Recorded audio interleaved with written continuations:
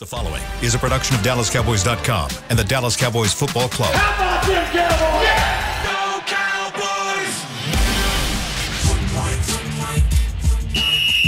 Let's go, baby! Are you ready for a break? Yes. Are you ready for a break? Absolutely. Ready for a break? Yeah, and so much for that. It's time for The Break on DallasCowboys.com. We were on a break! With Ambar Garcia, Brian Broaddus, Patrick Walker, and Derek Eagleton. Hey guys, welcome back to another episode of The Break. I'm hosting today. Derek is out being lazy. Just kidding. Shots fired. He's somewhere, and I hope he's enjoying his time. I don't know where he ended up going. But I'm here with Brian, and I'm here with Patrick. We're going to talk about free agency, and I don't really know how to start the show. Trixie! Because not much has happened. But early thoughts on free agency. I know last week we got to discuss some of the options that were out there, some of the guys that you guys liked or could potentially see ending up with the Cowboys. We saw a whole list of different guys that have parted ways with the Cowboys. Most of them have gone to Washington to join Dan Quinn over there. And then only Tony Pollard ended up going to the Tennessee Titans so far. So let's start off with him. Let's start off with the running back position.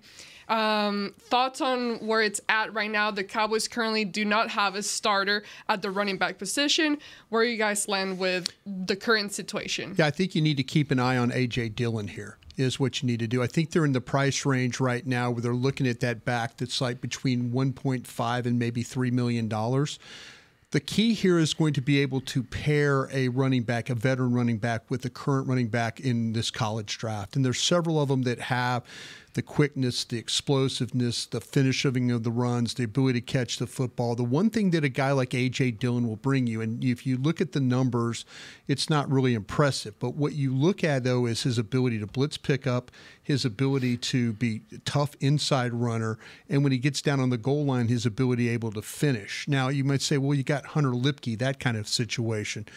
I think they're going to need a little bit more here. So my focus right now would be on a guy like Dillon, potentially coming here at their type of price, and then more importantly, pair him with one of these college backs in the draft that we've been talking about on a weekly basis here on the draft show. Yeah, Dillon is definitely in play, and I think that at this point, whether it be Dillon or whomever else you might bring in veteran-wise, you're going to have to tandem them with someone in the draft anyway. That's where you are now with the Cowboys. You don't know what you have with Deuce Vaughn. He struggled to get onto the field, and then when he was on the field, didn't show you much last year. Hunter Lipke, he took some strides, so roses to Hunter Lipke. He's on the right path, but you can't look at him and definitively say, yes, he's going to be my RB1 or even my RB2 right now. And then you have Malik Davis, futures deal that's about to activate, but still looking to prove himself as well. Snoop Conner still looking to prove himself. You got a lot of unproven guys. So you want to go and get a proven guy. Dillon is an option.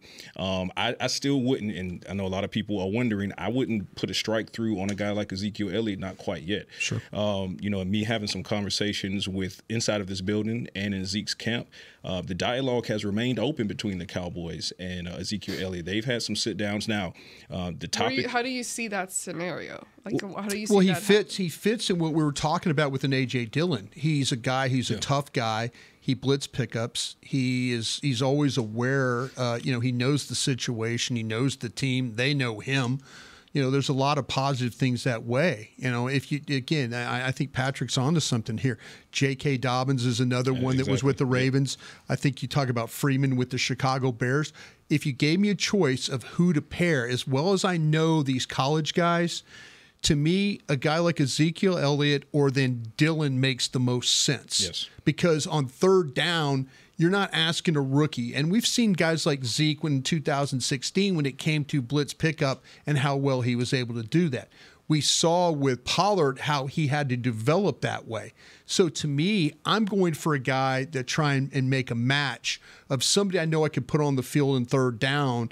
If I don't want to put the rookie out there, I could put a bigger guy, a blitz pickup guy, and then my offense can kind of either run the football to get short yardage conversions, or they can find a way to throw the ball knowing that they have somebody that could pick up in the backfield, or you can swing the ball to them and allow them to get you yardage. And keep in mind, when it comes to Ezekiel Elliott and the Cowboys parting ways, it was solely based upon salary, right? It wasn't because he had fallen off of the running back cliff, so to speak, as far as production and ability is concerned. So this would be a scenario where he'd be possibly returning at a price point that they'd be extremely comfortable with, and at a point in his career where he understands that they are probably going to use a top pick on a running back that complements him as well. So I think that makes a lot of sense. So A.J. Dillon, I would not put Ezekiel Elliott out of that conversation. J.K. Dobbins, as Brian said, those are the types of backs you're looking at right now. Well, we'll see what happens today. Again, free agency starts officially at 3 p.m., right? Yeah. 3 p.m. our time, Central Time. Yes. So we'll see what actually happens. I know a lot of people have been freaking out online on social media about the lack of movement. And understandably so. Yeah, but that was going to be the case. If you follow any one of the podcasts that we do on this platform, or you listen or you read Patrick's work or any of your work or anything like that, you knew it was going to be, the all-in thing kind of made us think something differently. And then when we learned that all-in was really kind of the status quo, they really don't have money. They just don't. When a great example of that is when they tried to sign the running back the other day, and they're basically into a situation where $4 million is too much. Their price point is somewhere around $3. Zach Moss. They're trying to sign Zach Moss potentially, and it got to $4 million, and they just said we can't go there. So you're like, okay, well then maybe their price point is around $3 million or less. So when they could have flipped switches. I'm sure Patrick can tell you all about. They could have done this with Dak. They could have done this with Steele. They could have done this with all these contracts that they have. That they could have done with Diggs, and they chose not to do it. And they chose not to do it because maybe they're getting ready to clear the decks here. Maybe they're getting ready to say, oh, all right, you know what? We're going to reset this thing. And we'll see what happens going forward. But they could have created enough money to go out and play in this game. They chose not to because they have some things coming up that they feel important that they have to do. So I think that once those things kind of became on the horizon and you saw them up close, you knew they weren't going to do anything. But if they flipped all those switches, all those things we talked about, boom, they're going to play in this game. They chose not to. And so here's the problem that I have, and thanks for the segue, Broadus. The switches are there to be flipped by the Cowboys. And for those that are listening who haven't followed me yet on Twitter, here it is. If you restructure Trevon Diggs' deal, you get $8 million. You restructure Steele, you get $5 million. You restructure Donovan Wilson, you get $3 million. You're likely going to release Michael Gallup if you can't find a trade partner, which you probably won't. We'll see if that happens. If you do, you set him as a post-June 1st designation. That's over $9 million, almost $10 million. That's $25 million roughly, and I haven't even talked about Dak's contract yet. Right. So you can free up $25 million before you even touch Dak. Now, if you want to go ahead and restructure or extend Dak, throw another $22 million on top of that. They have roughly between just the switches I'm talking about. I haven't talked about anyone else. You could do Zach, all of that. But just based on what I've mentioned, that's $46 million in cap savings waiting to be used if you wanted to use it. But the fact that you're not it flies in the face of the all-in comment. Right. And that's the problem that I have with it, and it's the problem that a lot of fans are having with it. And I tweeted it last night. If you look at it from outside acquisitions in the first 2 days of free agency, this is status quo for the Cowboys, right? Yeah. But the problem is you went into this saying you were all in, so you set that expectation. Right. Right. So that expectation is not being met in any regard. And on top of that, what worsens it is this time last year, one thing the Cowboys have been good about is keeping some of their in-house guys. Yes. So not only did you not bring anyone in, which flew in the face of your all-in comment. Right. On top of that, now you're in overdraft when it comes to you lost Dorrance Armstrong, you lost Tyler Biadasz, and you lost Fowler, you lost Tony Pollard. Yeah. Right? Hey, we got a snapper. We got Trent C. That's not show. Yeah. We do need a snapper. But my point is you are zero here, and you're in the negative here. Right. So everyone's looking at you saying, what are you doing? Now, of course, realistically speaking, a deal might land today. Things are going to start to pick up over the next several days because as you get into the secondary and tertiary waves of free agency, that's when the Cowboys really start doing their work. But again, this is why the fan base is upset, and that's justified because if the owner and general manager never says all in, then what's the perception of what's going on right now? It wouldn't be as pressing as it is right now. And then you tie that to your head coach is going into the final year of his contract. Your franchise quarterback is going into the final year of his contract. And then Tyron Smith, is he staying? Is he going? Zach Martin, his contract. I wouldn't close the door on Tyron Smith though, for me. And this is just my thought, because there's only one coach out there that knows how to handle Tyron Smith, and that would be Dan Quinn. Dan Quinn saw it firsthand that if you don't practice him and get him to the game, that you're probably going to get 13 games out of him. There's not many other programs out there that are willing to just let guys sit out of practice just to get him ready for the game. I talked to several coaches last week about it. I said, hey, we love Tyron Smith as a player, but what happens to you is he's going to come in, he's going to have to learn a new system and all that, and you're going to have to practice. We want our players to practice. Jason Garrett used to talk about that all the time. We want our players to practice. Every coach that's ever coached, Pee-wee, high school, whatever, they want their players to practice. So Dan Quinn is the only one with the Commanders that saw it like, okay, if we had to do this, but the fact that he hasn't got any type of offers yet, I think it's pretty significant. I think maybe people are saying, listen, this tackle class is really deep in the draft, might not have to go that direction. It might be where Tyron Smith doesn't have an option, and I could be dead wrong about this, but right now the way you kind of read it is that there's teams out there that are like, listen, we'll draft a tackle. There's quality tackles here. We don't have to pay for a guy that potentially could only play 13 games, and we don't have to practice, and he doesn't practice. That could be significant that he could come back hat in hand and say, listen, okay, I like being with you guys, but I think a lot of it has to do, too. We'll see where Dallas is with this. Yeah. Because I think the way the draft falls for Dallas, if Dallas gets the tackle they want, I think that keeps Tyler Smith at left guard. If they don't get the tackle they want, maybe this makes it now where they have to move Tyler Smith to left tackle. I think the draft is going to dictate. They're not going to tell us what they're going to do with Tyler Smith, I believe. They're going to say, well, we want him to play guard. And he's a Pro Bowl guard. And there's people that believe he could be a Pro Bowl tackle, which he was.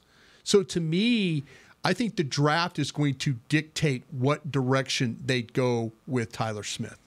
That's just my opinion. And again, I'm not, and it might happen today, it might happen tomorrow or the next day. I haven't closed the door on Tyron Smith. And nor have I. And because he's a unique situation that most teams would love to have, but there's a lot of things that go along with. There's a lot of things that go along with him being on your team. Yeah, there's baggage. And that's why when the news broke that the meeting between the Cowboys and Tyron's representatives at the Combine didn't go well, that's why I said, hey, let it play out. Yeah. This is how it goes. Just he let might it not play have, out. yeah. And so many people were writing it off, he's already gone. He's not gone until he's gone. It's not official It's until not it is. official. Oh, yeah, official. until it's official, yeah. And he's out there still. That's the thing you have to know about. And keep in mind, we're saying he's out there, and yes, he's one of the more premium tackles, left tackles out there. But guess what? Tyler Biadasz flew off the board on day one, right? Are you telling me that Tyler Biadasz has more value on the open market than Tyron Smith? No. If that's the case, then it just kind of goes to what we're saying as far as don't close the door on a possible retention of Tyron Smith. And if that happens and the Cowboys can keep Tyron in the building, that would be massive. That would be huge. That would be massive. Well, let's go ahead and take our first break. When we come back, I do want to circle back on the whole situation as to why have the Cowboys not restructure more contracts to free up some money, and what do you guys think is actually happening, or what is their thinking right now after this break? Todd thought it would be secure to jog in the cheetah savanna. Todd believed the big cat repellent he bought online was reliable. And now, Todd is trying to be faster than this cheetah that can run 80 miles per hour. But the good news is, Todd has AT&T 5G that is fast, reliable, and secure. And he learned the best thing to do is stop running and toss her the backpack with the beef stew. AT&T 5G. Fast, reliable, secure. It's not complicated. 5G requires compatible plan and device. 5G may not be available in your area. See att.com/5G for you for details. Cowboys fans, after that move, we've just coined the term Rowdy Replay. Let's roll back the tape. Okay, there's our mascot Rowdy cheering on the boys. And now he's on his phone, on his Bank of America mobile banking app? Staying on top of his finances with his virtual financial assistant, Erica. Bank of America's digital tools are so impressive. Cowboys fans just can't stop banking. Learn more at bankofamerica.com/can't-stop-banking. Erica is only available in the English language. You must download the latest version of the mobile banking app, only available on select mobile devices. Message and data rates may apply. Member FDIC. Welcome back into Dear Doctor, the show where I answer life's questions with an ice-cold can of Dr. Pepper. Sheila, let's hear from our next caller, would you? Dear Doctor, my friend supported me during a tough time, but what's the right gift that says, thanks for being a shoulder to cry on? Okay, this one's easy. I say give her a delicious Dr. Pepper. Nothing says, thanks, girl, better than a one-of-a-kind soda. Yes, any Dr. Pepper flavor will do. Now, just a reminder that I don't need to be a real doctor to know that Dr. Pepper is the one you deserve. They say champions are remembered, but legends are never forgotten. United Ag and Turf offers a winning lineup of John Deere equipment built to tackle any challenge on and off the field. Legendary John Deere tractors, combines, residential mowers, commercial mowers, compact construction equipment, Gator utility vehicles, and a full line of golf and sports turf equipment. United Ag and Turf, the official Ag and Turf equipment supplier of the Dallas Cowboys. Visit unitedagandturf.com to find a location near you. Back to the break. All right, here we go. 2024 youth camps. These are early bird specials you can jump on here. Register now for the 2024 Dallas Cowboys youth camps presented by Invisalign. Athletes of all skill levels 6 to 16 are invited to learn football or learn, how about this, not football, learn from the best this summer at the Ford Center at the Star in Frisco. Football camps are led by former NFL players, and dance camps are taught by the current Dallas Cowboys cheerleaders. Register before May 17th to save $25. Visit dallascowboys.com/camps. There we go. Get your dance on. Get your dance on, Amber. Thank you, Brian. Thank you. Well, let's go ahead and circle back because we know how we all feel currently. We know the moves that could happen, but there's always two sides of the story, right? There's always a why, and just trying to get in their heads and see what's happening over there. What do you guys think is actually, oh yeah, segment presented by blockchain.com. Thank you, Chris. Subtle.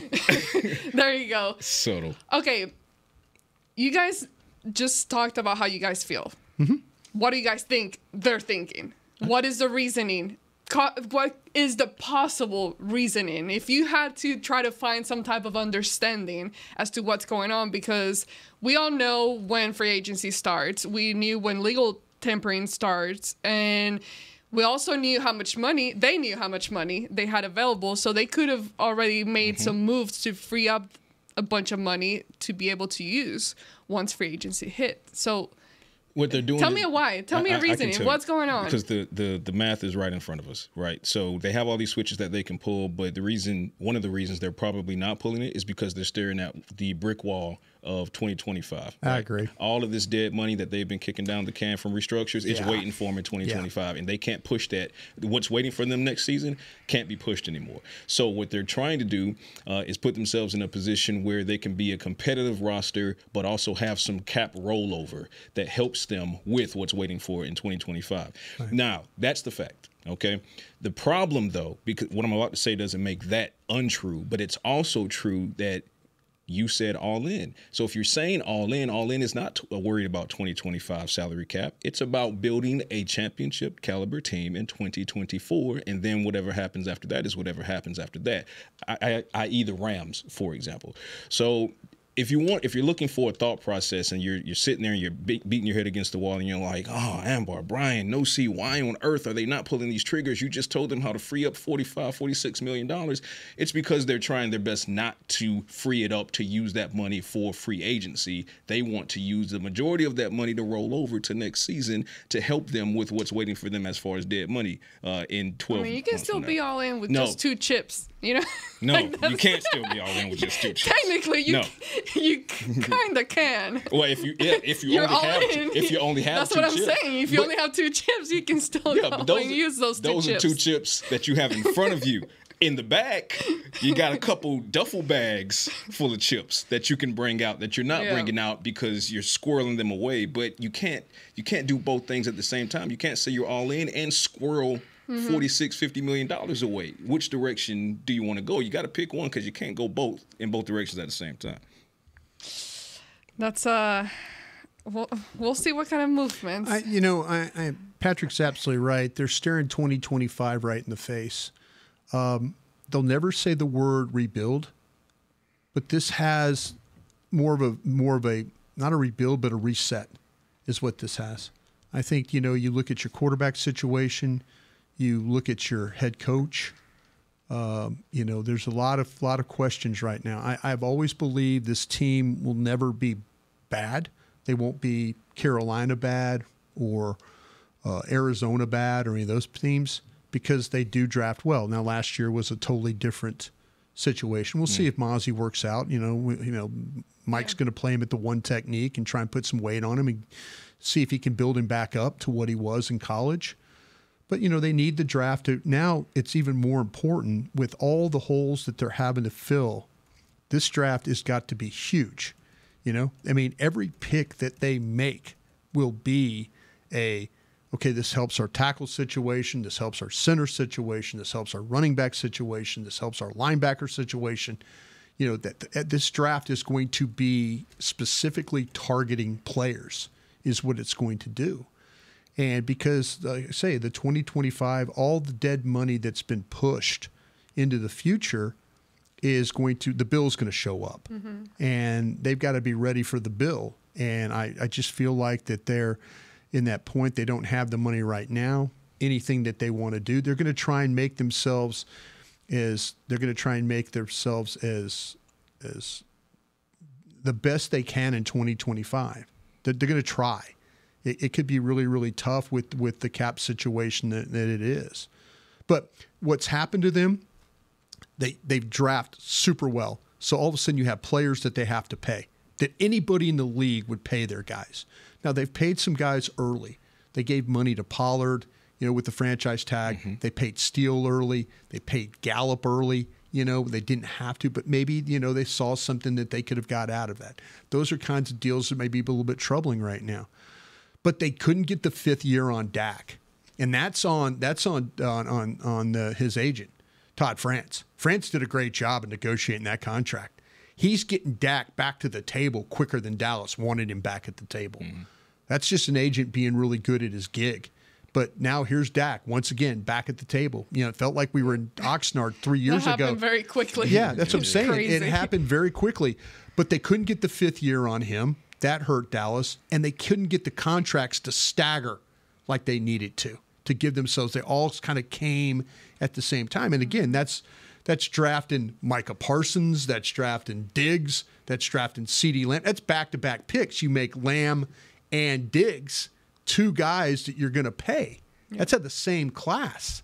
So that's a little troubling for them right now. I tell you, it really worked in their favor that they were able to get that Diggs deal done. Yes. When they did. Yes. Because if that was still looming, along with Lamb and Parsons, that would be a nightmare scenario right now. That would have been tough. So as we sit here today, it's currently 11:25 on Wednesday.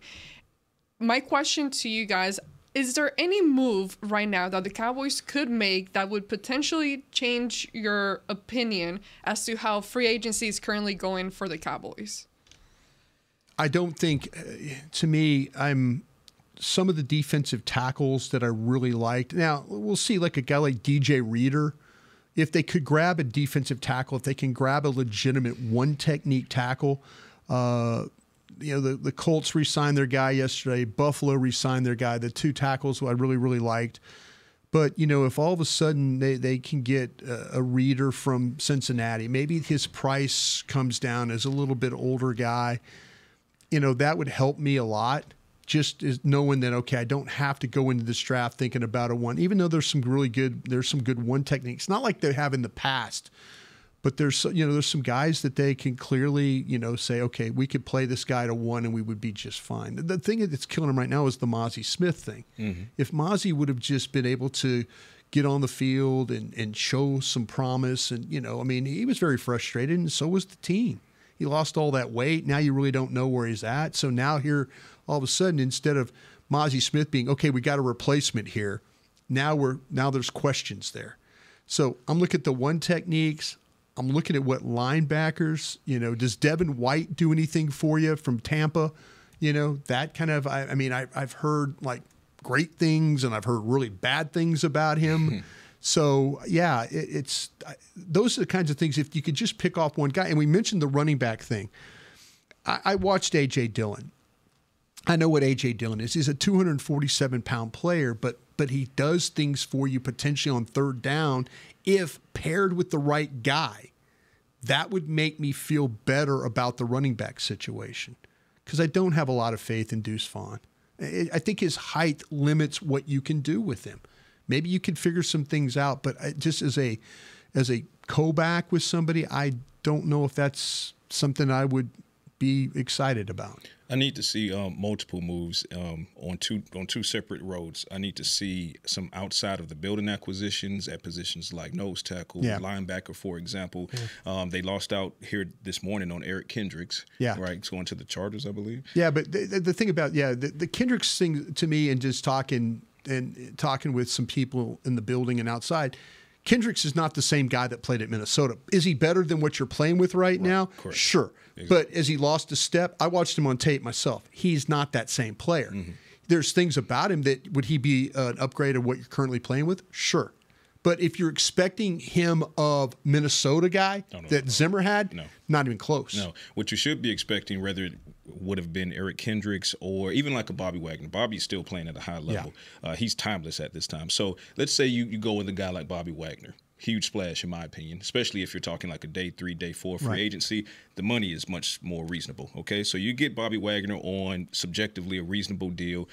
That's an outside the building. And then you look inside the building and you say, okay, Stephon Gilmore, where are we at? Tyron Smith, where are we at? You need to get some of these because you lost 4 technically. You lost 4 guys. Impact guy in Dante Fowler, impact guy in Dorrance Armstrong. I argue that you could upgrade at center, Tyler Biadasz, not a big deal, but at least Tony Pollard was an impact guy for you. Maybe not as an RB1, but he was an impactful RB2. Right. You need to start re-signing some impact guys, whether that be Jordan Lewis, Stephon Gilmore, top of the list is Tyron Smith. So I need to see acquisitions both from outside and inside. That's how you regain the confidence to say, okay, we get it. You didn't go all in on the first 2 days, but you got some damn good talent day 3, day 4, such and such. So nose tackle, linebacker, running back, cornerback. The Gilmore, the Lewis thing would be huge for this football team if they would. Even though this draft is really deep in corners, but they have only so many picks. That's the problem. And they're going to have to figure out – they're actually going to have to move back in this draft. And I wouldn't be surprised if they move back in the first round to pick up, maybe the first or second round. I could see them moving back and grabbing an extra 3 or 4. Which would be interesting because I see so many people. They don't have a 4. And I see so many people on social media, and I'm talking from like the fans' perspective, them talking and wanting the Cowboys now to move up instead of back so that they can get a talented player. Yeah, they you know what? At 24, they're going to get a talented player. Maybe one of the centers falls to you, one of those offensive tackles. Everything they've done with the offensive line has been plug and play. Yeah. They do a great job with plug and play first-round offensive linemen. So I have faith in what they're going to do there.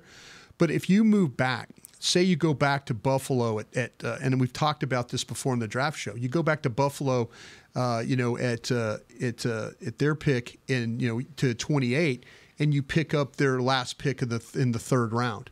Since you don't have a 4th-round pick, you end the second night with a pick. Mm-hmm. So now you got 4 players you've drafted inside the top 100.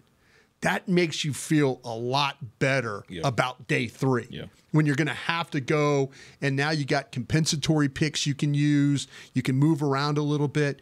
But if you give me 4 picks by the time day 2 ends, I'm feeling a lot better about what I can do to help this football team. Yeah, that would be my strategy. Some way, somehow, I'm going to have to back up. I'm either going to have to back that first up, or I'm going to have to back that 2 up and try and pick up another pick, or at least get a 4th-round pick to start. That's a hard round to sit in after when day 3 starts, and there's guys on that board that you're like, damn, we got a second-round grade on that guy. We got a third-round grade on that guy. And then the run happens. And then all of a sudden you're watching guys just come off that board, and you got and you're just watching it, and you're dying. We've seen this movie before. Oh no, and you're dying with every pick. You are literally just dying, and you're watching and you're going, we should have been there. We should have been there. We should. And but hey, you got a quarterback out of the thing. This whole thing with Trey Lance, this 4th-round pick, that might be the one that we look back and say that was a good move. But right now, I'm sitting there dying because I don't have a 4th-round pick. But that's kind of where. But I'm going to do my best to try and navigate that and get one back, get a 3rd or 4th-round pick, and make this thing a little bit more manageable, because they got too many holes to fill. They can't sign everybody that we want them to. Yeah. So they're going to have to hit this draft in a way of, and it's all probably going to be a needs draft. Everything they do is going to be. And that's hoping that they can all be an impact on the first year, which is tough to do. It didn't happen last year, but previous years, they've got impact players. If you look at guys like Bland, hell, they didn't even draft Steele. Bass, they didn't even draft him either, but they got him signed. That could be your starter at guard right there. Yeah. Those are guys that should have been drafted. But Dallas somehow, Lyle Collins back in the day, that he had all these legal issues hovering over him, but they got him, and he was a good player for them. They need some of that magic to kind of reappear for them in this particular draft. Well, one thing they definitely have some magic for executing is scouting offensive linemen for a 1st-round pick. Yeah. So if whomever they pick in the plug first and play round, guys. Whomever they pick in the 1st round, based on their history with that, I'm just going to go ahead and assume he can drop right in. Stay on offense. See, I wish we knew more about what they thought about the kid, our North Carolina kid from last year, Awesome Richards. I don't know. I know Awesome Richards. When I watched him at North Carolina, I'm like, I told Will, I go, that's a good pick. It's a good pick. And then you watch, and it's like all of a sudden they're playing Adoga, and you're going, okay, I don't know anymore. I'm watching Awesome Richards play in camp, left tackle, right tackle. I'm thinking, okay, he's making a little progress here. But obviously they didn't think enough of him to put him out there instead of Adoga, who we were all kind of like, I don't know about this one. No, there were plenty of chances for Richards to crack that rotation. And the fact that he didn't, I don't know if it's because he couldn't or because they just want to see more. Well, but it's disheartening is what it is. They love Willetsko, but the subluxations of the shoulders. Pick a shoulder. Both pick are a bad. shoulder, yeah. See, that's the problem is, you feel like that, okay, we lose Tyron Smith. To me, the best thing would be to kick Smith to tackle, which they don't want to do. But I do think this, and the more I watch this, I think that if they get a tackle they want, Tyler Smith plays guard. If they don't get a tackle they want, I would keep an eye on Tyler Smith kicking outside the tackle and somebody else playing guard. That's what I would keep an eye on. Oh, this conversation is stressing me out. Like, there's so much that needs to be done. It's not a promising situation right now. The good news is, though, is that it's only day 3. Yeah. Of this was a 12-win team that lost a lot of players. Yeah. It lost a lot of players. They've taken some steps back. Now they got to take the steps forward. They're behind the 8 ball right now, so I'm interested to see how they get back in front of it. Let's go ahead and take our final break. When we come back, I do want us to talk about some of the things that division rivals have done in free agency and kind of compare and see what's going on with those teams right now. Todd thought it would be secure to jog in the cheetah savanna. Todd believed the big cat repellent he bought online was reliable. And now, Todd is trying to be faster than this cheetah that can run 80 miles per hour. But the good news is, Todd has AT&T 5G that is fast, reliable, and secure. And he learned the best thing to do is stop running and toss her the backpack with the beef stew. AT&T 5G. Fast, reliable, secure. It's not complicated. 5G requires compatible plan and device. 5G may not be available in your area. See att.com/5G for you for details. Don't put off getting your oil changed, Dallas. Take 5 Oil Change. A proud partner of the Cowboys is faster than you think. There's no appointment needed and no waiting room. Yep, you heard that correctly. Take 5 is so fast, you don't even have to get out of your car. You can take advantage of Take 5's fast, friendly, and simple service at any of their locations across the Dallas area. And remember, at Take 5, you stay in your car because they're faster than you think. Take 5, the official oil change of the Dallas Cowboys. It's the official men's skincare brand of the Dallas Cowboys, Jack Black. And right now, Cowboys fans can get 15% off their $75 order. Plus, because every deal needs a playmaker, your order will include a free 5-piece skincare set and free shipping. The Jack Black Playmaker is 4 of Jack's favorites and a full-sized intense therapy lip balm. Make a play for the Playmaker at getjackblack.com/Cowboys with the code CowboysVIP. That's getjackblack.com/Cowboys with the code CowboysVIP. They say champions are remembered, but legends are never forgotten. United Ag and Turf offers a winning lineup of John Deere equipment built to tackle any challenge on and off the field. Legendary John Deere tractors, combines, residential mowers, commercial mowers, compact construction equipment, Gator utility vehicles, and a full line of golf and sports turf equipment. United Ag and Turf, the official Ag and Turf equipment supplier of the Dallas Cowboys. Visit UnitedAgAndTurf.com to find a location near you.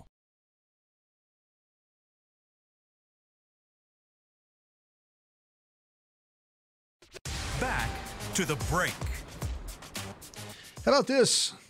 The CONCACAF Nations League finals are coming to AT&T Stadium. Don't miss your chance to watch North America's best soccer teams battle it out in the semis on March 21st. Then see who lifts the trophy on the championship on March 24th. Tickets are available now at SeatGeek.com, the official ticketing partner of the AT&T Stadium. CONCACAF, right? CONCACAF. CONCACAF? Yep. I know I have a hard time with that. Yeah. Too many consonants. All right. Well, thank you, Brian. Yeah. All right. Before we end the show, I do want to discuss, like I said, we do face division rivals twice every season. So let's start off with Dan Quinn, familiar face, and what he has done so far in free agency with his new team as the head coach of the Commanders. How do you guys assess what he's done in free agency? Well, on paper, at the moment, they're better than they were last year. So, I mean, he's making some progress as far as improving that team. We still don't know what their quarterback situation looks like as far as their franchise quarterback. We'll see if they use their top pick on that. Probably will, but we'll see. He's making some impressive moves, a lot of raiding the Cowboys cabinet, but we'll see how that all plays out in the end. But I mean, this isn't Dan Quinn's first rodeo as a head coach. He knows how to build a team, and the team that he built in Atlanta actually did make it to the Super Bowl. So he knows how to build a team that can win in the regular season and the postseason. Obviously, they fell short when they fell short, but I think the Commanders are going to be something that the Cowboys need to worry about in 2024 for 2 reasons. Number one, they are improving, whether you like it or not. They're improving. And number 2, until the Cowboys start making some moves, the Cowboys are not improving. So there you go. They've made a lot of moves. Yeah, they had a lot of cap space. Mm-hmm. And they also have the second overall pick, and they earned that by losing 9 straight games or 8 straight games, however many games they lost. There was a team in a while back that I thought was a quarterback away. I thought defensively they were going to be much better. They're awful in the secondary. They were awful rushing the passer. They've got skill guys on the offense. I'm super impressed with that. But they're trying to add with I think we were all here on this show. This is no disrespect to this gentleman, Tyler Biadasz. We were all kind of. I'm sorry, I should speak for myself. I was ready to move on from Tyler Biadasz. I'm okay that a guy that I was okay with moving on from ended up at one of your chief rivals. That's okay for me. Dorrance Armstrong, we'll see how he handles now having to be the starter. Mm-hmm. Dorrance Armstrong coming off the bench is a good player. Yeah. We'll see. Dante Fowler, we've talked about Dante Fowler, how much we really, really enjoy watching him play. It seems like he plays 12 plays. It seems like he has 3 impact plays in 12 plays. I respect that. Austin Eckler, the running back, we'll see. Might be down to the end. I felt like they had a pretty couple of good running backs there. When you look at Brian Robinson, I thought was add Austin Eckler, great. You added a pass catcher and all those things on that. So to me, the best player that they've added was Frankie Louvu, the linebacker from the Carolina Panthers. Yeah. Everybody else in that thing, I would have to say, it's just okay, just kind of a okay. It's not like, wow, Dan Quinn knocked this one out of the park. couple players that we like. But I think overall, though, that he's kind of adding Zach Ertz very much reminds me of what Jason Witten was at the very end of his career with the Dallas Cowboys. Catch the ball for 5 yards, get tackled. That's what Zach Ertz is. We saw him last year at Arizona. Mm-hmm. So to me, I'm not overly impressed. And if they turn around and draft Drake May from North Carolina, I'm going to think they went the wrong way on that one. I like Drake May, but there's probably 3 other guys I like more than Drake May. So I don't want them to get there's some other quarterbacks I don't want them to get. But if they draft Drake May, and I'm willing to be wrong about it, admit it if I am, but I don't know if that's the path that I would go. So this team right here, I think there's a couple of things they did well, but there's a lot of that I had, I probably wouldn't have done that with all the money that they have. Well, they got bodies, that's for sure. Well, I mean, they got some bodies, and you guys might think differently. No. I think we're all kind of on the same page. I'm just thinking about what we were thinking about a guy like Tyler Smith. Or excuse me, Tyler Biadasz. Right. They gave Tyler Biadasz $10 million. I don't think the Cowboys were going that way. Yeah. No. I don't think they were going that way at all. So the Commanders. I'm a wait and see guy with them. Yeah, it's the same. I mean, they've, like I said, through the first 2 days, they've improved over what spent they a lot were. of money. However, you still don't know what their quarterback situation looks like. Right. And, I mean, before you even get into anything else, if you don't know what your quarterback situation looks like, then you got to put a pin in it. Yeah. So. All right, New York Giants. They've also made quite a few moves. What do you assess? How do you assess their free agency? The Giants really have been, when you look at the NFC East moves or lack thereof, obviously the Cowboys are at the bottom of that. Washington and Philly sit atop. So when it comes to the Giants, you lose Saquon Barkley, right? You bring – who they bring? Was it Darnold? Is that who they brought in? No, they brought in Drew Lock. Drew Lock, that's what it was. So you bring in Drew Lock.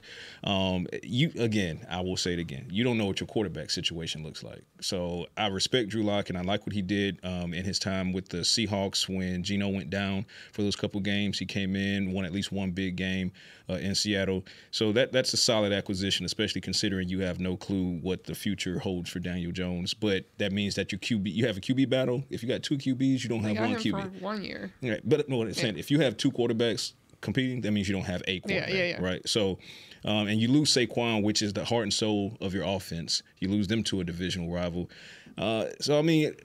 Giants, will they be competitive? Sure, but I'm not looking at them right now through the first 2 or 3 days of free agency on the same level as I'm looking at Philly and what the Commanders have done.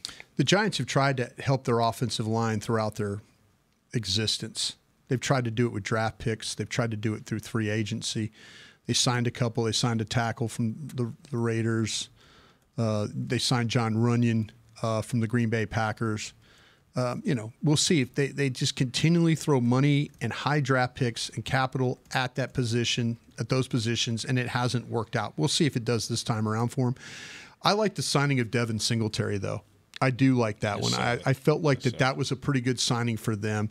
The trade for Brian Burns, I think they actually stole Brian Burns because Carolina had a chance to take Brian Burns and trade him last year for a first-round pick, and the Giants got him for a second-round pick. So now you talk about Thibodeau and Burns on the edge with Dexter Lawrence in the middle.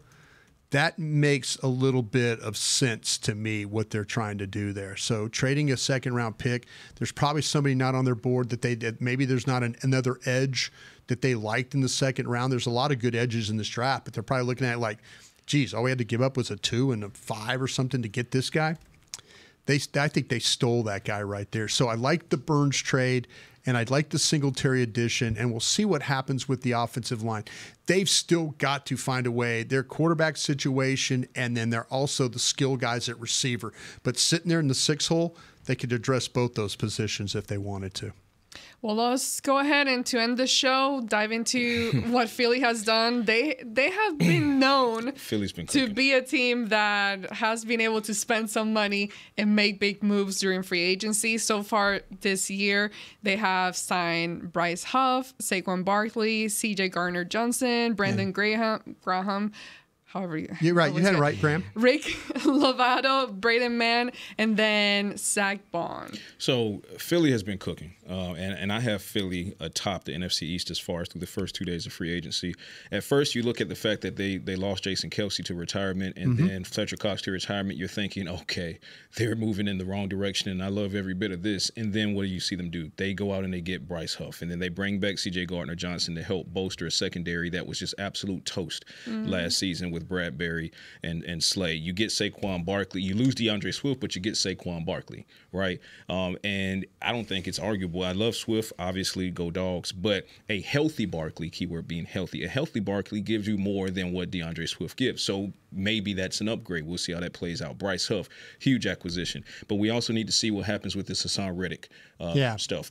Reports are that he's being shopped for a possible trade. If Hassan Reddick is not on the Philadelphia Eagles defense, that is a massive step backwards. He is an electric pass rusher. And I get it. They're looking for more reps for, my former dog, Nolan Smith. I get that. But Hassan is already proven, and he's still in his prime. So all told, I don't see – the Eagles are taking steps forward. They've had some massive losses. 2 future Hall of Fame guys. You lose those guys, that hurts. It absolutely hurts, no pun intended. But then when you replace them with a guy like Bryce Huff, who's a young guy in his prime, he's eating well. You bolster your secondary. You get Saquon Barkley. If he can stay healthy, he can be a problem for you alongside Jalen Hurts in that running attack. So, the Philadelphia Eagles, as they tend to do in the offseason, they cook in free agency, and they're cooking right now. The thing that I worry about is, and people are going to, if you clip this, shame on you for what I'm about to say. But shame on you if you clip this and play it for everybody. But if you're a Cowboy fan, you don't want Saquon Barkley to become healthy like Christian McCaffrey has for the San Francisco 49ers. Christian McCaffrey was an often injured player for the Carolina Panthers, and they moved on from him.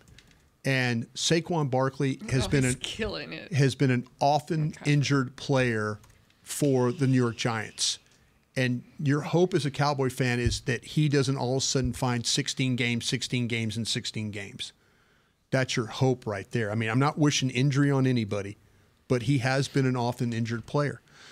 It's amazing to me that this team has paid their quarterback what they've done, and all the players they have, their roster, you can go player for player with their roster and the Cowboys players, and they still find ways to make moves. That's, that's a fact. When you start to talk about the best rosters in the NFC, Philadelphia and Dallas were neck and neck on that last year. I mean, you talk to personnel guys, they'll tell you, hey, those are 2 of the best rosters in the NFC right there. And they find a way to continually add players to it. They're really bad at linebacker. They were last year. They added Zach Braun from the Saints. We'll see with Bryce Huff where they play him and all that. Getting C.J. Gardner-Johnson back, I think, is a big thing for him. He was in Detroit for 1 year, but he was kind of a heart and soul player for the Eagles. I think they really didn't want to lose him, but Detroit blew him out of the water. They got to figure out their cornerback situation. That's where they're looking. And we'll see what they do at center, because I think Cam Jurgens is going to be their center, but they might say, what if they draft the best center in the draft? And that's where the Cowboys are kind of sitting. Do they want it? Dallas would like an opportunity to have either the best tackle they can get or the best center and make that choice. Philadelphia could take the best center off the board for you there with Powers Johnson. And so that right there, the kid from Oregon, that could be a big gut punch for you right there if fact that they go for the best center in the draft instead of replacing with Cam Jurgens. So it's amazing that they signed their quarterback and they have all this money allocated to guys, and it seems like that they continually make moves. That's something you got to kind of tip your cap to him for doing that. Yeah, Howie Roseman doesn't sit still. Nope, he does not. It's very impressive. Yeah. It's very impressive the way that they handle. But Dallas won the division last year. Right.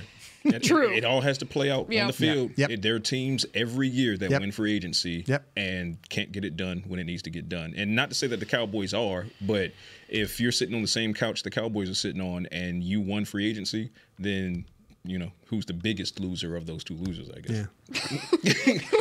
I guess there's only one way to look at it: glass half empty or half full. It's all the same couch, and there's only one champion. So if you didn't hoist that Lombardi, then it doesn't matter if you won the free agency spree or not.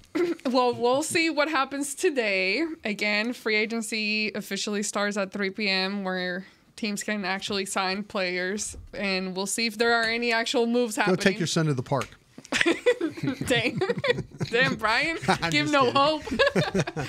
maybe you get a running back. Maybe you get a running back today. Derek knew. Maybe. Keep an eye on That's Dylan. why he took this week off. Derek knew. He's at the beach somewhere. Derek He's like, All right, well, thank you guys so much for tuning in. Joneses are working. Why don't you guys? What's the deal? Come on. For Patrick Walker, Brian Broaddus, and Member Garcia, this has been The Break on DallasCowboys.com radio.